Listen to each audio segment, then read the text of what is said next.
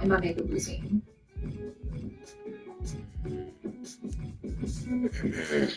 So, Chad, how's everybody doing? Oh, you want to see me in my life? Say less. Let's go.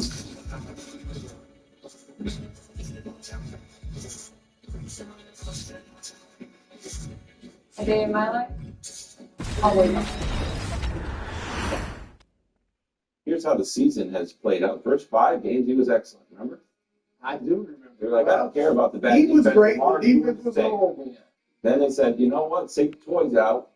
And the defense loved it. Lamar hated it. Just real quick, the final game of that first 5, when he had 4 touchdowns, was after he came back from injury. So that was so he's Miami. He's played 5 games since he came back from injury. The first, he was awesome.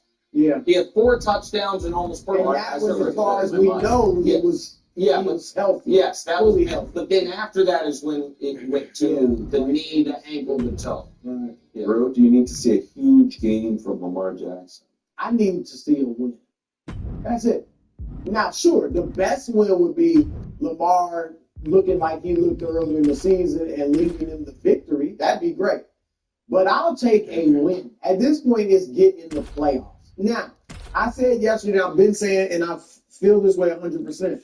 I am confident he's going to turn it around. I don't know that he'll get back to having 130 passer rating every game, but I think he'll definitely start playing not only better, but good, really good football. But I'm not saying it'll be Sunday. I just think by the end of the year, he will gradually start to get better and be playing well going into the playoffs. But I think they will end up winning with Pittsburgh. I think it's a run game, especially if Lamar isn't cooking. Like last week, Buffalo put 250 yards in, 249. They Buffalo now, you might say they're the best run defense and run offense in the league. You got Derrick Henry. They got Dalton Swift. You got Derrick Henry. Keaton Mitchell's okay. So I see this could be a big Derrick Henry game, and that's what if Lamar is not playing great. John Harbaugh has got to just make it a Derrick Henry game. Maybe you go into it like this is a Derrick Henry game. We're going to run the football. On their 9-game win streak, Henry averaged 20 carries a game. And he didn't always have great games. Sometimes he was averaging 2.5 yards a game, but he was still getting 19, 18, 21 carries. Count, motherfucker. The loss to Cincinnati, 10 carries, even though he averaged 6 yards a carry. The loss to Kansas City, 8 carries. Detroit, 12 carries. I get it. You got down in some of those games. So if you have 40 points, you can beat them and still win the football. So I can see this being a big run game for them. And then you got to lighten these things up when Lamar starts to go down. We're getting to why he's just not what he does against the Steelers. Like when you look at his overall statistics against the Steelers, they are not belonging. He's pretty good. He was good the last 2 weeks. He was good in those matchups, but his career against the Steelers, he's going to turn the ball over. He's not going to throw for a lot of touchdowns. He's not going to throw for a lot of yards. That's not what he does against the Steelers. They tend to have his number.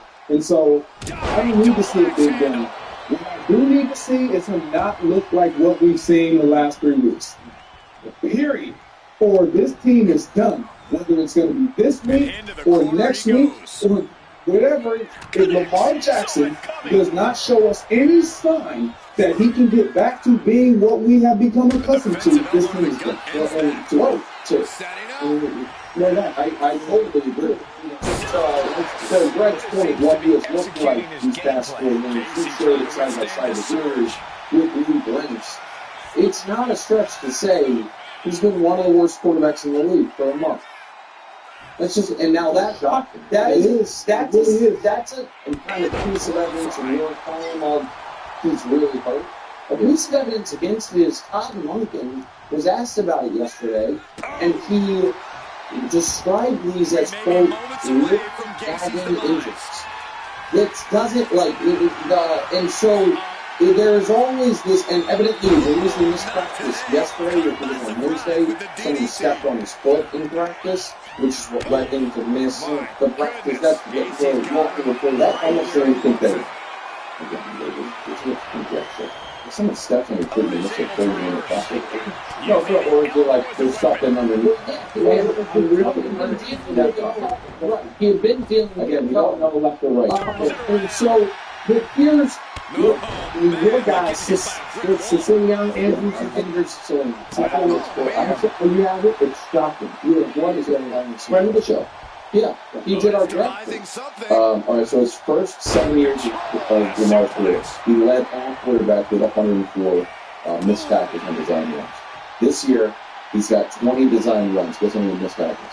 0 forced missed tackles. Yeah, 0. Yeah, and you can just see the eyes. He clearly is the fan. Even if the point of all was, he wasn't One guy. And so this is where this is the tenuous stuff for him. Because due to his, compared to the other guys in the quarterback in the Big Four,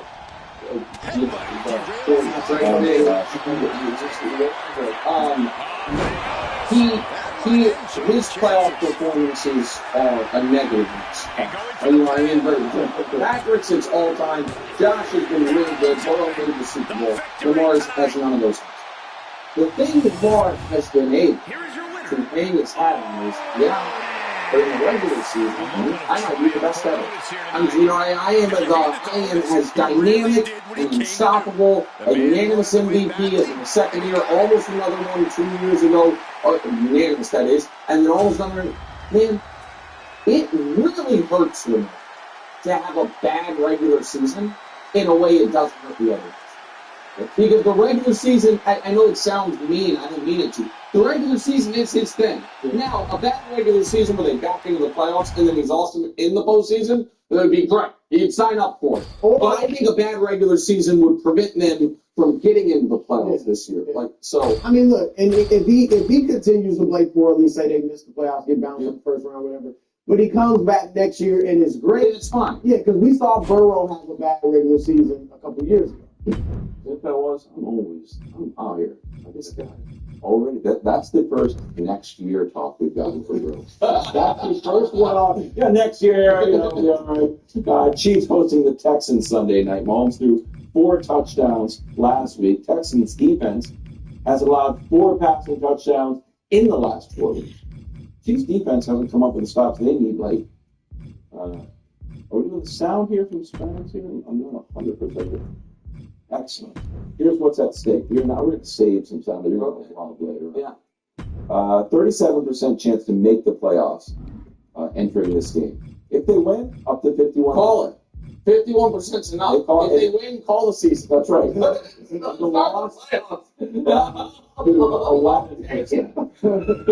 Who's under more pressure, the Chiefs' offense or defense? Listen, it's not fair. It's always Patrick. He's always the one with the most pressure. And Here, growing up, I had a tough childhood, but it's the reason I worked so hard today. Now I'm using Acorns to invest in a new legacy and brighter days. My name is Sean Purdue, and this is my Acorns potential. Your production needs flexibility. Software define it with automation built to it.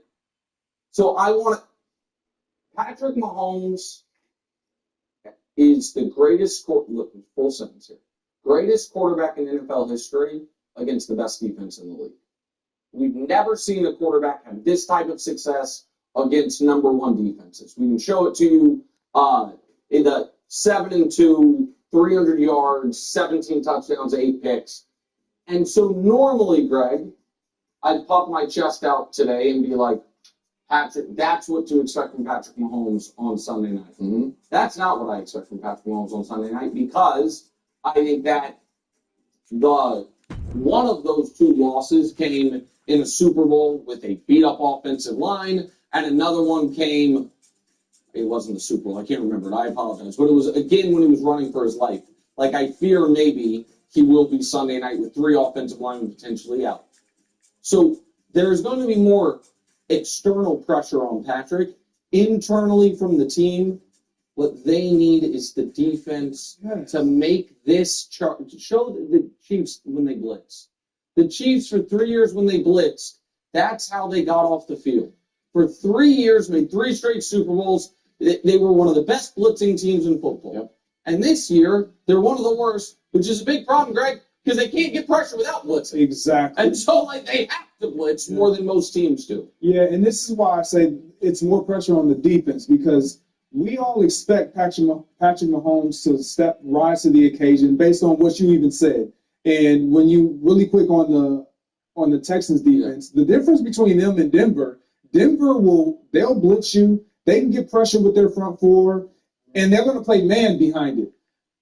The Texans aren't going to do that. They tend to play zone behind it, which is beneficial to Patrick in that receiving corps. So I think he'll have more success than what we probably think. But this defense cannot let C.J. Stroud, who has been struggling for 2 years now, to run this offense and get it opened up and get it to look like anything we saw in year one.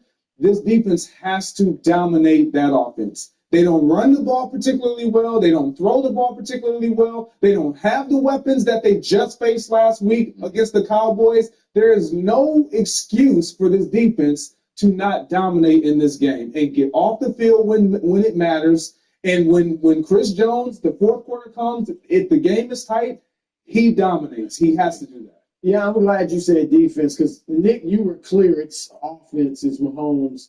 And I was torn. I think it's really close because both are under pressure.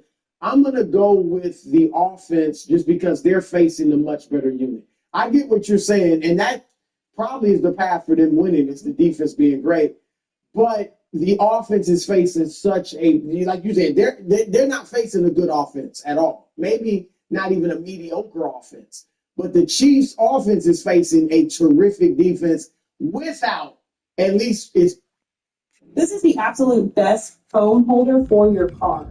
Your phone clips right into it, and it attaches to your rear view mirror. So if you have a rear view mirror, this is for you. You don't have to worry about trying to attach it to your vent or your cup holder or taking up space anymore. It's hands-free. It has a 360-degree swivel, so you can put your phone in any position that you want. It's on a flash sale right now at the TikTok shop, so click that orange shopping cart and get this before it runs out.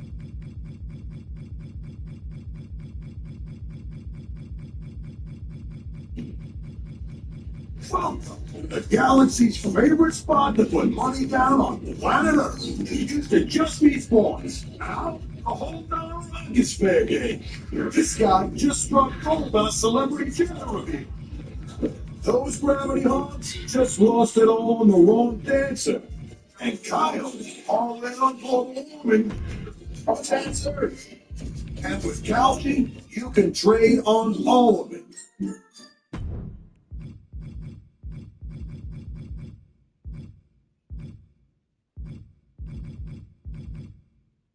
Yo, what's going on, y'all? It's Cone, and it is a brand new era over in Los Angeles for the Lakers, more so now than ever, because tonight we saw the end of one of the longest streaks in NBA history. LeBron James had scored 10-plus points. I think it was 1,297 or something like that games, and tonight he scores just 8 in a win over the Toronto Raptors, and it's poetic the way that the streak ends rather than trying to force up a shot and win the game to get to 10, or, he misses it, it just goes to overtime and he probably still hits 10. LeBron dished it to Rui Hachimura in the corner, made the right play, he knocks on the corner 3. The Lakers go ahead and win. They're the second seed, they're playing extremely well. But it does feel, a little bit bittersweet. Anyway, it's fun to watch this Lakers team with LeBron, showing some signs of decline. I never want to say that for sure because it's LeBron James. We've seen these slow starts and rough stretches every now and again, especially in his career. But he always, goes ahead and puts up like 25, 8, and 8 at the very minimum on the season. But we are seeing a pretty rough start to his campaign so far. He's averaging just 14 points, 4.5 rebounds, 7.8 dimes, 41% from the field, and 25% from 3 tonight. He was just 4-17, did have 11 dimes. So he's still really, really good. But more so now than ever, the torch has been passed. It is no longer the LeBron James Lakers. It is now the Luka Doncic Lakers, and that was really true ever since they made that deal with them deadline last year, bringing Luka. It's become more clear than ever that it is the Luka Doncic era. They're prioritizing him as they should. He is the new young superstar face of the franchise. And LeBron is 41 years old, and we don't know if he's going to be here past this season. But it's not just the Luka era, it's also Austin Reeves. Reeves has been putting together an unbelievable season so far. Tonight he had 24, 5, and 10, and with 13 and 21 shooting, that's 62% from the field and 45% from three. And the three ball has really been the only thing lacking so far in his offensive game this season, but the three-point percentage is really starting to pick it up, 37%, and right now he's averaging 29, 5, and 7 on 52% from the field and 37% from three, and he also gets the free throw line a lot. He's really figured out the art of manipulating contact. It's crazy. Reeves has become a genuine star. He's a lock to be an all-star right now. He's had a really good conversation for all NBA so far this season. And then, of course, you also have Luka, who's doing Luka Doncic stuff, putting up right around 34 and 99 a night. He's had multiple 20-point first quarters, it feels like, in the last week. He's hit some huge shots. He's in better shape. Like, Luka is playing some of the best basketball his career is playing this year because I believe he's walking in with some child, so congrats to Luka and his family. But yeah, like, Luka's been unbelievable. Reeves has been unbelievable. LeBron, it's not been that great. And, you know, yeah, I'm a LeBron guy. He's one of my favorite players ever. I think he's the greatest player ever been in basketball. I'm not going to say that LeBron is going to be this off all season. I just have to see it for a full year before I believe it. Father Time is undefeated, but he does feel like LeBron has been better than anybody ever at staving it off. But even still, even if LeBron gets back to his usual self, it's just, he's the third option.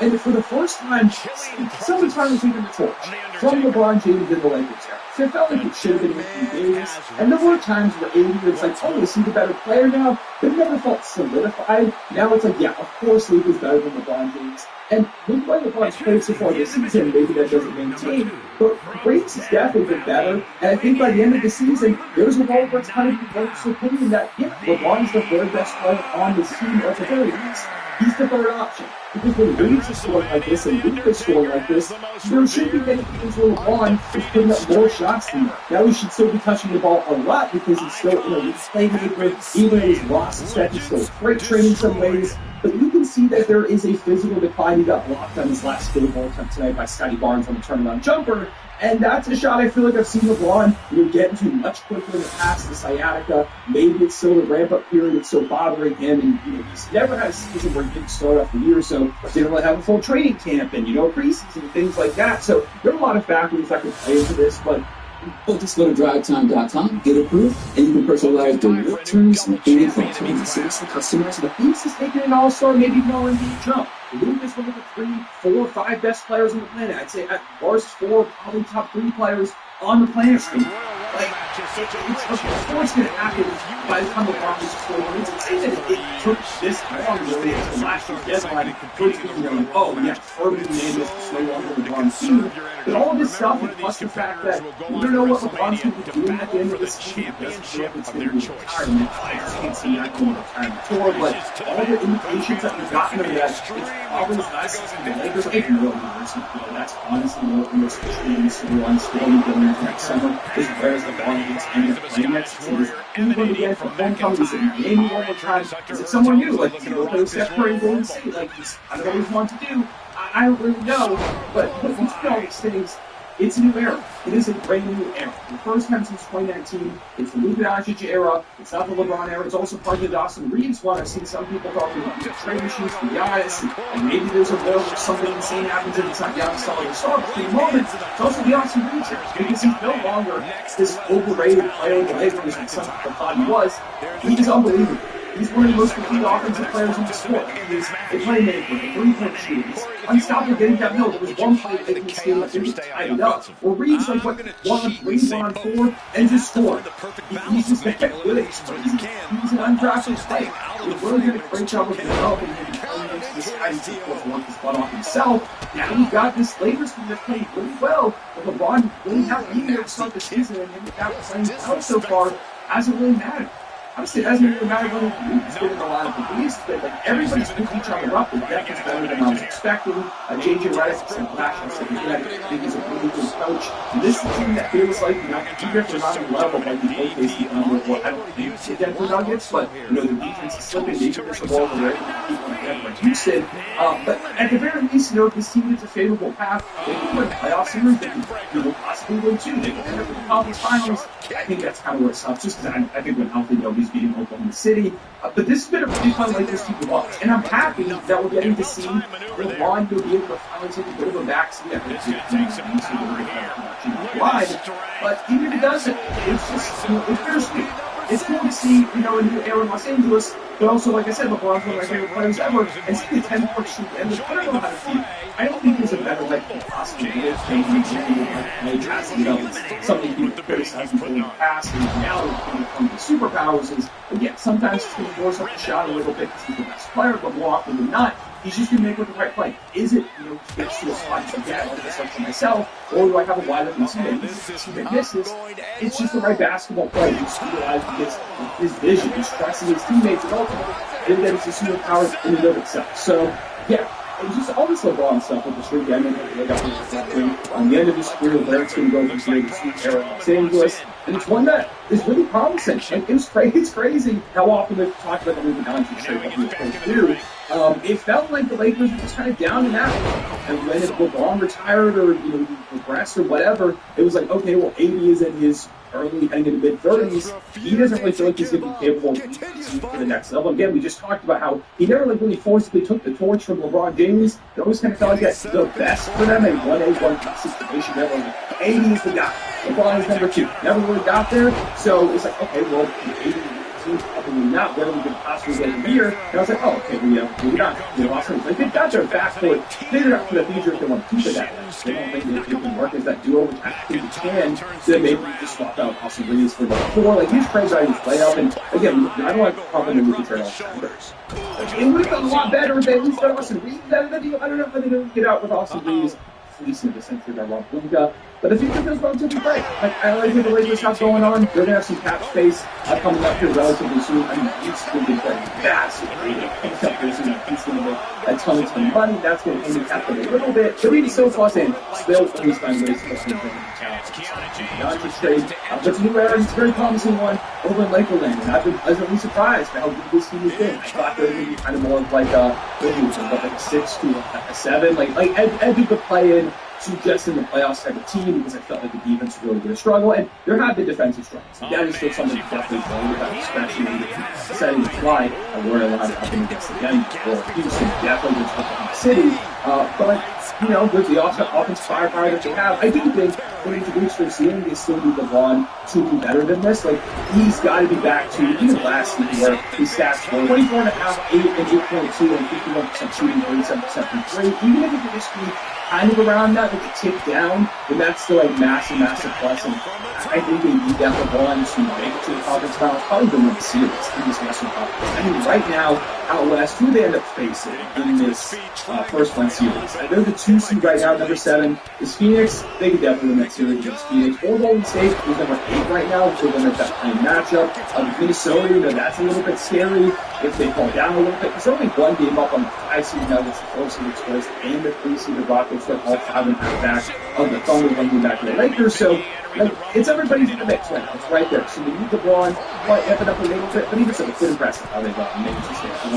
Despite that, it's nice to see someone kind of take the coach from LeBron, and we can kind of see him just ride off into the sunset a little bit. Is it in Los Angeles? Is it in Cleveland, Miami, somewhere new? I don't really know, but it's exciting to think about. So, yeah, shout out to the Lakers. I really have some more shout out to him for hitting the 3. DeAndre Ayton, I've been pleasantly surprised with him this season, 17 and 8 rebounds. Maybe he's actually a bigger the future player this team. He feels like he's done a good job of saving his career this season. 14-7 for Jake Arabia, 12 for Nick Smith. We've got some fun stuff going on over there. For the Raptors, kind of off game down the stretch with Brandon Ingram, Scotty Barnes missing some shots here and there, but both of them are so fine with 27-7 from Brandon Ingram, 23-11, 9 blocks from Scotty. They really missed Jakob Hartl in this game, him down low as that anchor. But yeah, I mean, it's just impressive for the Raptors team that stayed in it regardless of any of these that Austin Reeves to make it happen. Okay, let's talk about the rest of the games real quick. The Sixers beat the Warriors in what was a build-up game to thought, so no Steph Curry, no Jimmy Butler very much in that minutes and injury. But the Warriors were trying to step up again. Pat Spencer, like he was in the OKC game, also with 16 points. But he would have had 14 from Porsche, 10 hit big 3 down the stretch, 14 from Moses Moody. There was a lot to play from the Warriors role players. But in the end, VG Edge from Tyrese Maxey, the future of the Sixers, saved the day. Maxey puts up a shot, misses it. VG Edge gets the putback, an incredible putback, by the way. Great timing and anticipation there. But then the Warriors outlet it to a wide open D'Anthony Belt. It seems like on the break, but Tyrese Maxey gets the chase down block. And they go ahead and win this one. VG Edge said after the game, it's his first game ever at any level of basketball he's ever played, which is really cool. It's in the NBA against the Golden State Warriors. He finishes with 10, 6, 5, and 3, and 50% shooting. And Maxey at 35, 32, 2, and 1, full 10 and 3. He has really encouraging into a borderline superstar. He's become very well the face of the franchise at this point because of Embiid continues to have really like Joel Embiid, which really sucks. I hope there's still somewhat of the old Embiid in the tank, and it's just taking some time. But yeah, big win for the Sixers, continuing to carry this momentum. And if you are a Dubs fan, I feel pretty good about the way they played against the Sixers in this one with injuries. The Wolves beat the Pelicans 125 to 116. Julius Randle revenge game for him, I guess, 20 and 9 and 3. Not a great game from Ant, 11 points, 8 turnovers, just 36 from the field. They were really just saying, hey, anybody else can beat us, and they did. I mean, Daniels at 14, 7, 5, 2, 2, now 3 and 19, 6, 6 times 7 boards. Yeah, I mean, they were impressive. Like, the Wolves, they've had their ups and downs, but even though they've had some really bad losses in there, they're still going to pick up the Western Conference playoff race that they just talked about, which is really all you can ask for at this point. And for the Pelicans, 21 from Trey Murphy, 20 from Steve Bay, who they trying to play that has some value, 20 from Jeremiah Fears, and 12 from Derek Boone. And the two of them have easily been the biggest bright spots for the Pelicans this season. And it's nice to see that they have some cornerstones to throw around, even though I'm so happy that they get to the park. I mean, they literally helped him a lot in that situation. They got into the car accident, and I see me, I got the car. Them helping me out, it really helped me. Like right now. He finds a counter to McIntyre there. Getting him right into the corner. McIntyre holding him. Eventually, every step of the acceleration to reach the momentum through the opponent. Apply free at wge.edu. I got like 10 eliminations, bro. No cap. They're 3-20. A video about the Pelicans is probably coming up here soon. Same with the Boston Celtics, who beat the Wizards 146 to 101. They're just blowing some teams out. And I mean, it's Washington. It's not too crazy, too unexpected. But Derek White is finding his footing. He had 30 points, 7 rebounds, 9 assists. No Jaylen Brown in this one, and it just didn't matter. Again, it is the Washington Wizards, but even still, like 8 of 8 perfect shooting for 22, 7, 3, 2, and 1 for Jordan Walsh, who's been awesome this season. Hugo Gonzalez is really starting to figure it out. He had 14 and 5, and Josh Minott had 11. He's been playing good defense. I'm starting to think that if Tatum comes back and they make a big trade with Zubats, I really like to see them go for Zubats. This is a team that can still compete for the crown in the Eastern Conference. I don't think it's out of the realm of possibility. And then the final game was the Jazz knocking off the Brooklyn Nets. Again, not super surprising. Lowry with 30 and 8. Keontae with 29 and 10 dimes. And for the Nets, Noah Clowney, 29 points, 3 blocks. He was really good. No Michael Porter Jr., no Cam Thomas, of course, still with injury. It was good to see somebody step up. He was awesome. He's been having a pretty solid season so far. 23 from Zaire Williams, 17 from Danny Wolf, 12 from Ben Seraph. So some stuff from some of their rookies, just 3 points in 20 minutes from Yegor Doman. Like, there are a lot of ups and downs, and I just wish they'd really lean in heavily to the rookies that they have on this roster because they drafted 5 of them, and I still have no idea what really any of them are. Although I will say Danny Wolf, I think, has shown the most flashes that I've been excited about up until this point. But yeah, those are the games from today. Want to hear your thoughts on those? Are your takeaways? Also, your thoughts on LeBron's streak ending, this new era in Los Angeles. Where do you think it goes? What is the ceiling on this team? Where can they go both this year and, of course, beyond? What should the move be? Should they keep Reeves? Or should they try and, dangle him for like a Giannis or something insane out there? Another star that fits maybe a little bit better, although I don't think it fits that bad, but maybe you do. Leave a like and subscribe if you enjoyed. Hit the notification bell so you don't miss out on future videos. Appreciate you watching. See y'all later. Everyone's safe.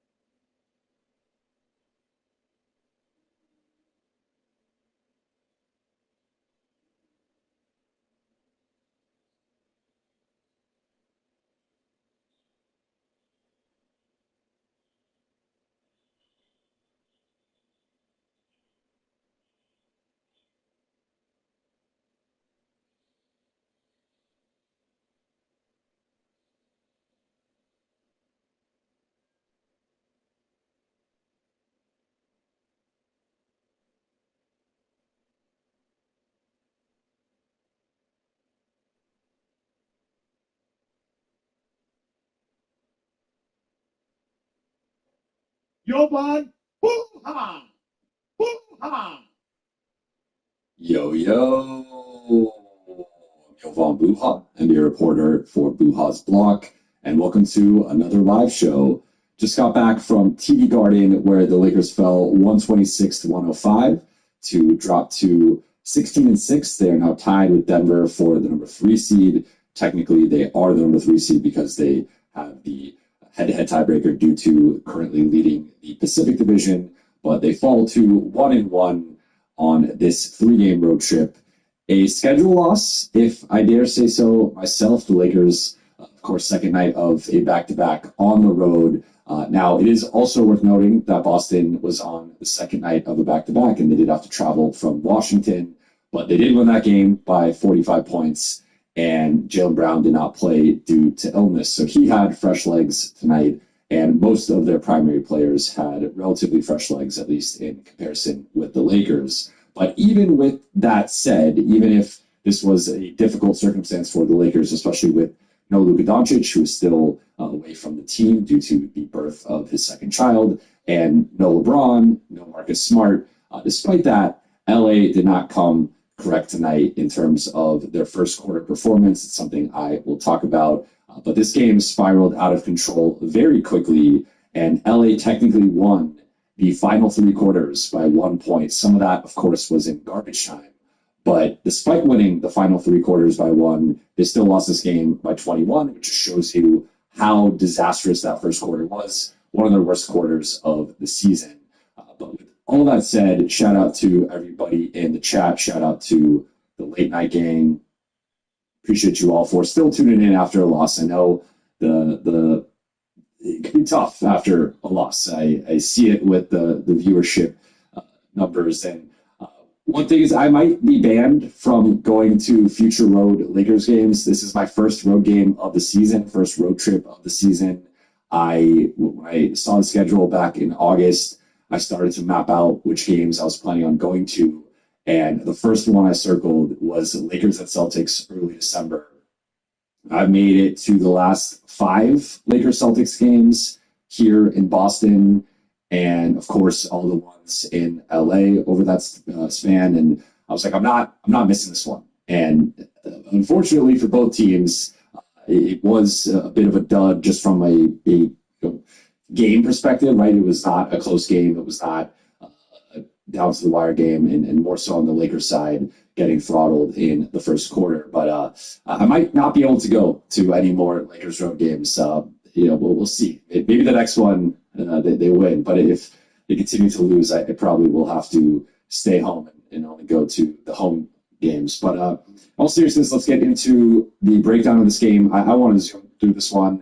I know I always say that, and then I go like 35 minutes. For this one, I do want to go through it quickly because I think there's only so much we can learn or talk about from this game. So Buha's big picture is slow start spirals out of control.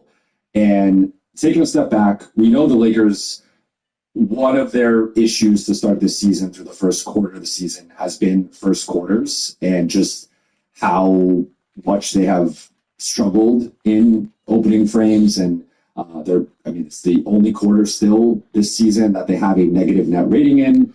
And more often than not, where they're winning the other 3 quarters, there's just the first quarter that typically puts them in some sort of hole. And in the losses that they've had, they're typically down big early, with some exceptions, right? OKC, that game was basically over from a few minutes into that game. The Phoenix game was actually tied after the first quarter. I think you do the Atlanta game, they're already down. The Portland game, Golden State game, I don't remember off the top of my head, that was pretty close at time. So even if they're down by a little bit, it's still a close game. But in several of their losses, they've gotten down big early, and that was tonight. They were down double digits less than 6 minutes into this game. They were down 22 at the end of the first quarter. They finished with 17 points in the first quarter. Boston had 29. And a lot of their early issues in games will go ahead. So, again, part of this on the schedule, I was talking to some Boston people before the game. and they were complaining about the schedule on their side. This was their 5th game in 7 nights, and it was back-to-back for them. They had to travel as well. They had to travel similar distance to the so Lakers had to go through customs. I think they had last night, and it was tough from like a sleep perspective for LA. But even so, it was relatively similar circumstances for both teams. And despite that, Boston met this game with a lot more force than the Lakers. And the Celtics have been finding their groove on both sides of the ball, especially offensively. They've been playing at a very high level. And the Lakers just really struggled out of the gate. This was a true star performance from Austin Reeves. 44 points, 13 of 21 from the field, 5 of 11 from behind the arc, 13 of 15 from the line, 10 assists, 5 rebounds. His third quarter alone, like this would have been a pretty decent showing for a game, but third quarter alone, 22 points, a career high for a quarter, 5 of 6 from the field, 3 of 4. I'm him, nigga. At the line, I'm him. 9 times. You know what the fuck is power when you see the realest. 2 assists. He drew an off-ball foul. Like there was a sequence for Austin beginning roughly the 6-minute mark of the third quarter, and the Raptors were up 82 to 81. Austin draws a pair of free throws, hits them both. Then later hits a logo 3. They scored 7 points through the first 6 minutes of this game. And I thought Austin in particular, the final numbers don't show it because he still nearly continued his 40 points and 10 assists that he's been averaging in games without Luka this season. But Austin had a really tough start to this game. Started 0 for 5 with a few turnovers. Jordan Walsh, who has been emerging for this. Signed, sentenced to 3 months on his probation violations. Let me tell you what happened at the hearing. You got to hear what everybody said.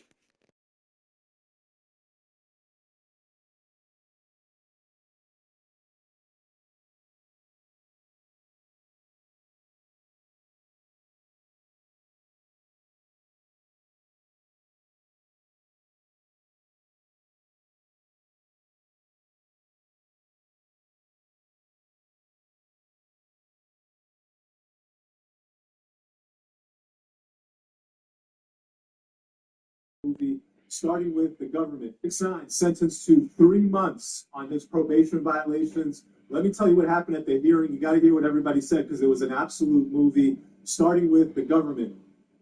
2 probation violations. 1, MDMA, cocaine. 2, he beat up a guy at a mall. Yeah, the guy was provoking him about being a rat, but he followed this guy to the 2nd floor after the verbal argument had stopped. He started beating on that guy. The only reason he stopped beating on him is he saw the guy had a gun and he ran. Judge, give him 3 to 9 months. Probation. We're done with this guy. We can't do anything to help him. We've sent every officer. He's had counseling. He's had substance abuse. He keeps violating. There's nothing we can do. His lawyer didn't have much to say. 6 times. They were very compelling first. 6 times got up there with exhibits. He's like looking out videos. He's like, yes, I got to pay. I thought the last video only show the facts in this country to give you a conversation in the detail of all these instances that people have been harassing him over and over and over again. He's like, yeah, back in 2020, I'm at these restaurants, the owner of the restaurant trying to kick me out. I went to another restaurant a week later, the owner again trying to kick me out, talking about this in the restaurant for rats. I've been getting yelled at in the streets, and concerts, people are security around me, people are touching me. I had a UFC fight going to the VIP section, so they hit me in the face with a glass of water.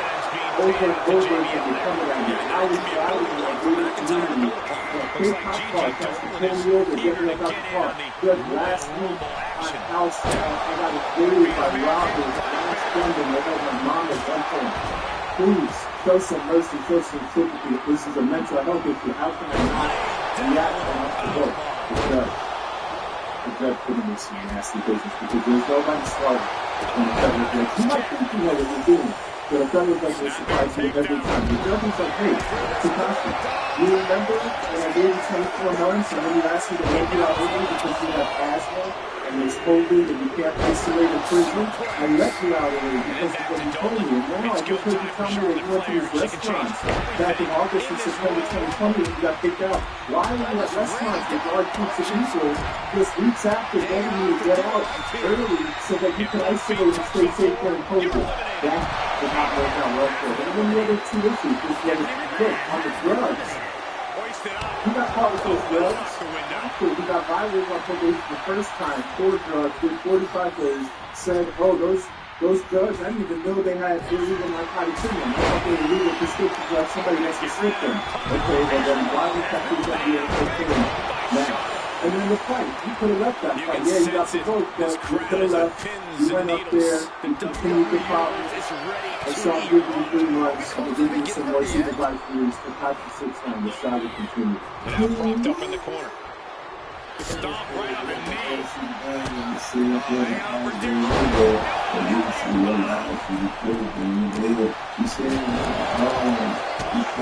in the midsection.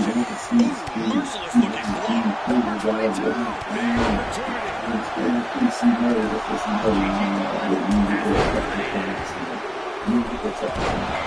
Charlotte Flair winner of the 2020 and 2025 Royal Rumbles. Lost good kiss by McIntyre. Listen to this place.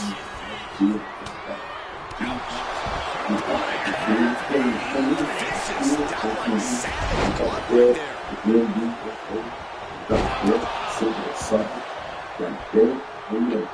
Big time moment as we await entry 23. This could be the winning. Big gut for that effort. First 48 by Carmelo. And look at Dominic Mysterio. So ungrateful for this Royal Rumble opportunity. And she's returning from there. Oh, man. Simple but effective finds Cody. That's eliminated. Swinging neckbreaker. Textbook. Number 24 has a good chance of winning this, guys. I know. That's why 24 is my pick.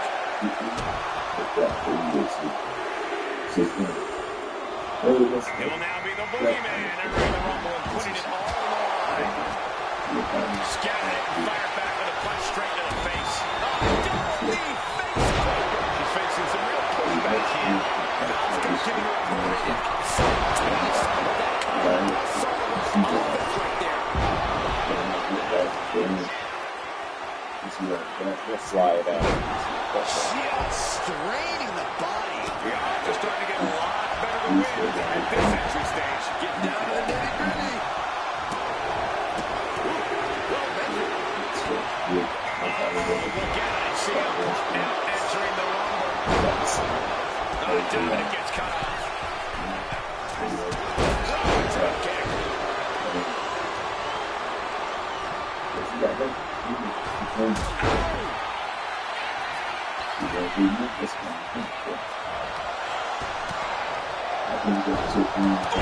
Good defense from him. Saw it coming and slowed it down with the back elbow. Man, this is crazy. It's time for number 26. This is exciting. Julius Creed entering the Royal Rumble. No, don't do that. Caught the leg. Dragon screw.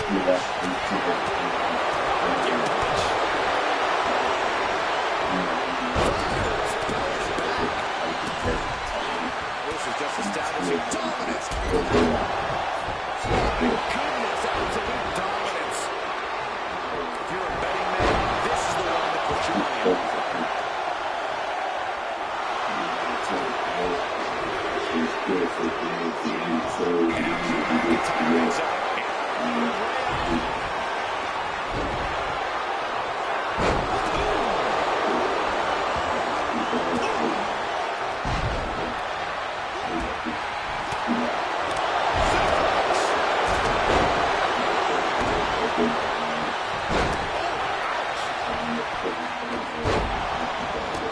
Julius keeps him at bay. He is determined to fight out of this predicament. Dominic Mysterio has been eliminated. Fistfuls of hair into the snapmare. Oh my God, this is just nasty. Knife edge chop. An air raid crash. Oh, that hurt. That move sent shivers down the spine of the boogeyman. Yeah, watching CM Punk aggressively work the opposition.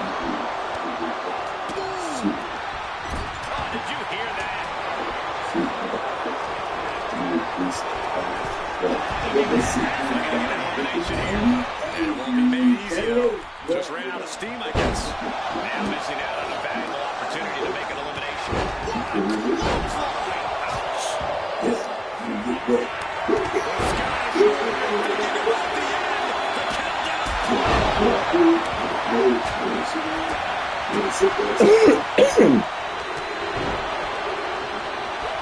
Looks like Vince loves in his reaction here. And just sent flying on that one.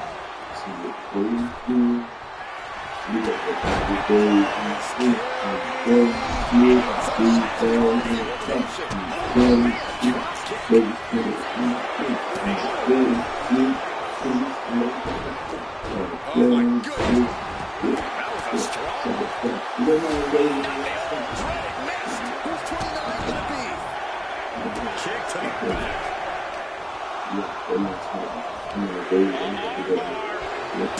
Here we go with Jordan Grace entering this rumble. 15, 16, 17, 18.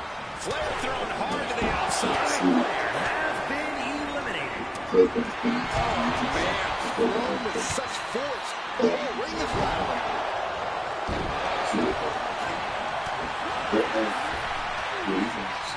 Teetering dangerously close to going over the ropes. Scratch, claw, grab anything to fight off elimination. I think I know who this is.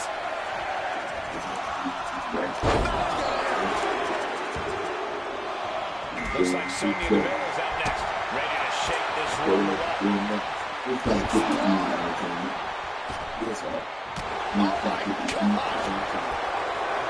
Check out the power of McIntyre. Airline crash. Pulling him in for the backbreaker.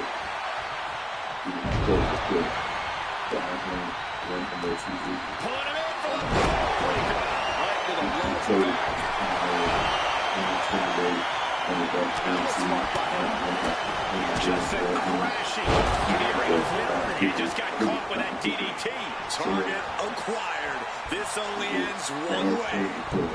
Driven down with a jackhammer.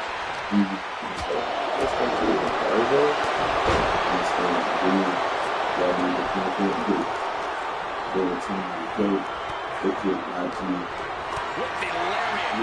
Meanwhile, that's up. Just blasting backward up into the face. From behind. And McIntyre somehow holding steady late into this matchup. The Scottish Warrior is ferocious as he is resilient. It'll take a big effort to put him down.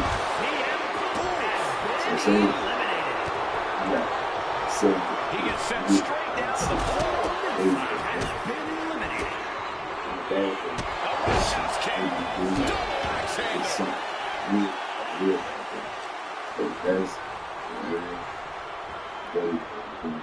Oh, scattered that one. By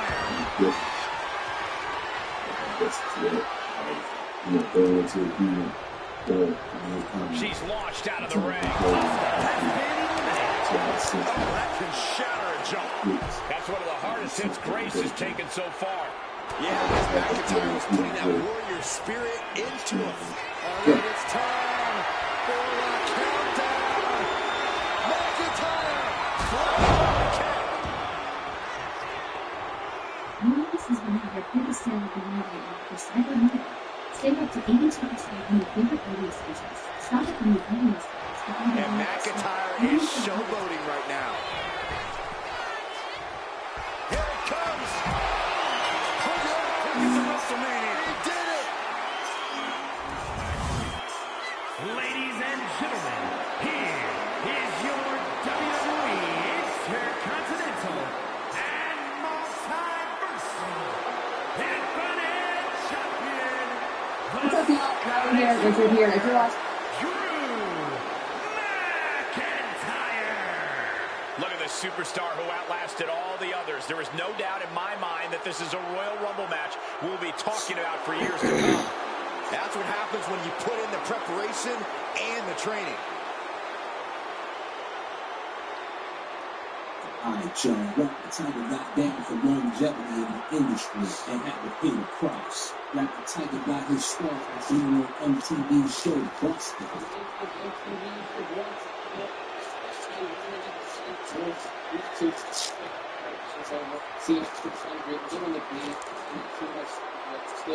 After doing corrupt show bust, Tiger would get a helping hand from his cousin Travis McCoy from the gym class with him.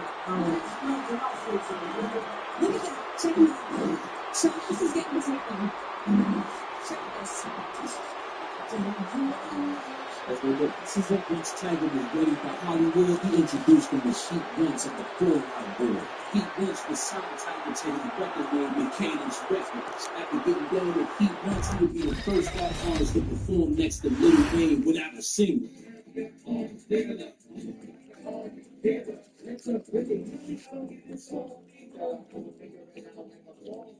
After proving he was ready for the industry, they made Tiger do a money ritual. Before Tiger would sign the YMCMB, Lil Wayne's label, he would have to eat a $100 bill on camera. What's up?